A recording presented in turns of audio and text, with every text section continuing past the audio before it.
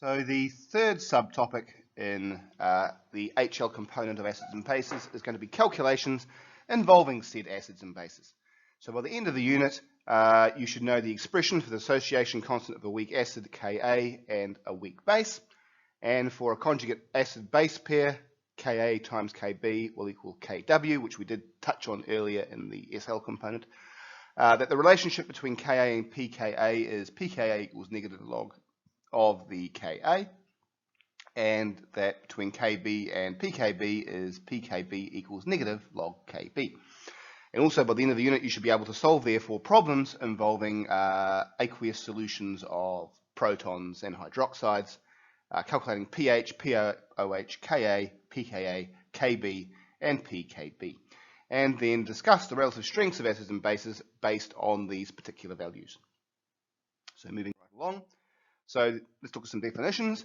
The acid dissociation constant Ka and pH.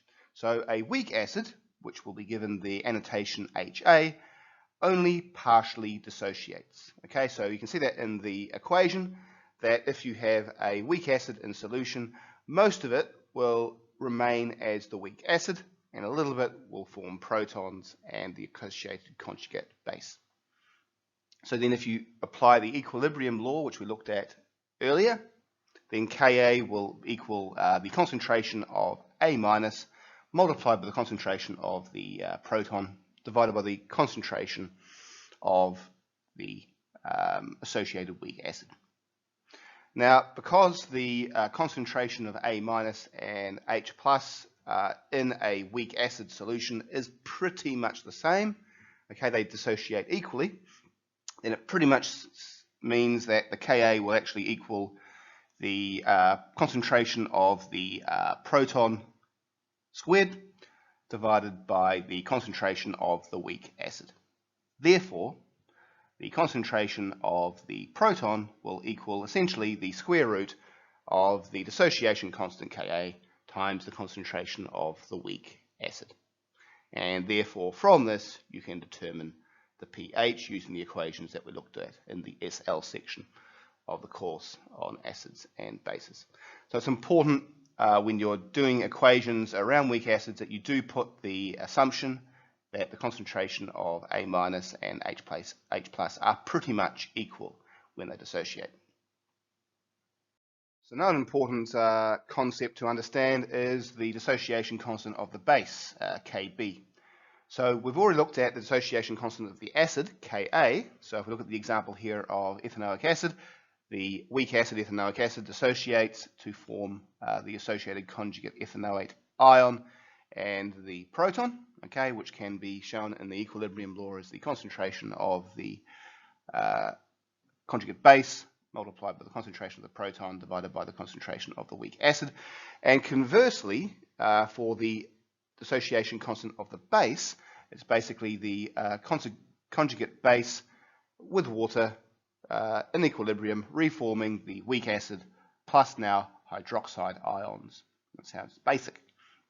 Okay, so therefore, you can see that Ka times Kb equals the concentration of the proton times the concentration of hydroxide, which equals Kw. Okay, so if you multiply the dissociation constant of the acid with the dissociation constant of the base, you will end up getting Kw, which we know as being 14. Sorry, 1 times 10 to the negative 14.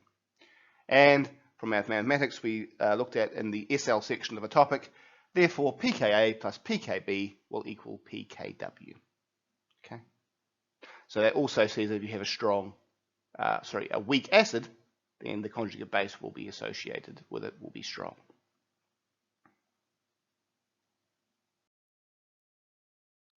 Because the key formula that you need to use now for this section are that pH equals a negative log base 10 of the proton concentration, which we learnt in the SL section of this course.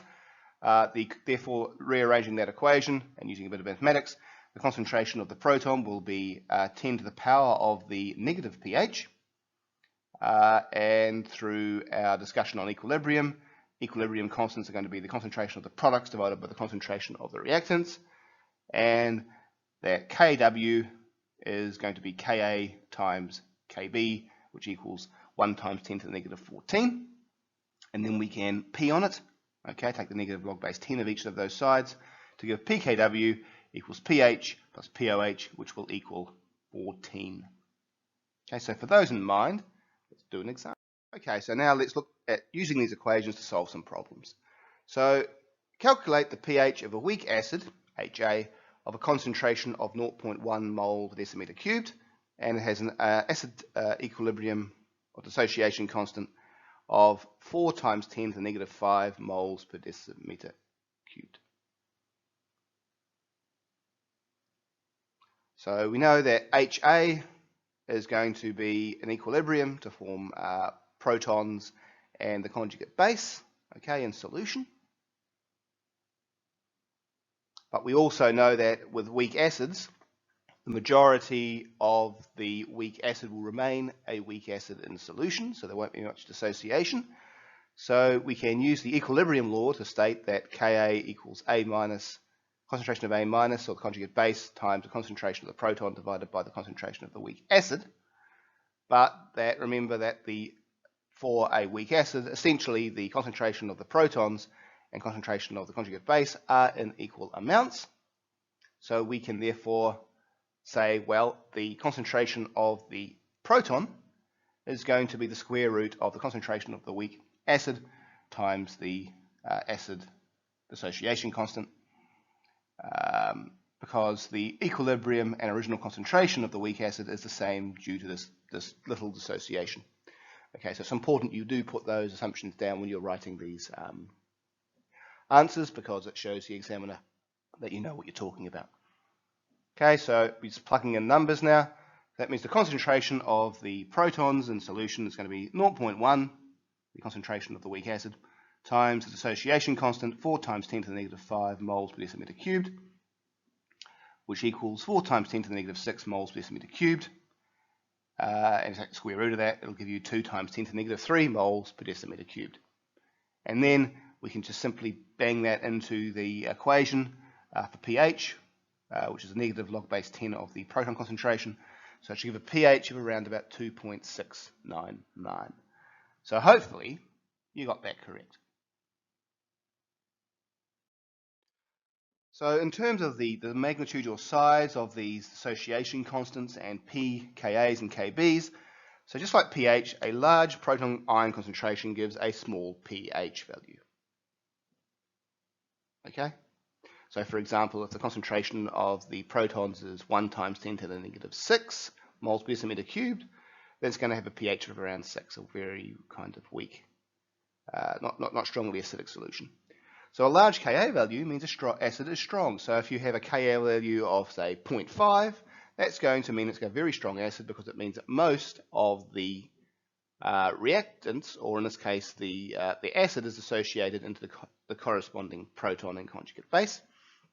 And therefore a small pK value also means an acid is strong. So a strong acid completely dissociates. So for example, you have hydrochloric acid having a Ka of about 1.3 million. Okay, sulfuric acid, at least the first proton, has a dissociation constant of 1 times 10 to the 3, about 1,000, and nitric acid about 24. Okay, they're strong acids because they just completely go into the associated proton and conjugate base. Whereas a weak acid only partially dissociates. So it's mainly the weak acid in solution.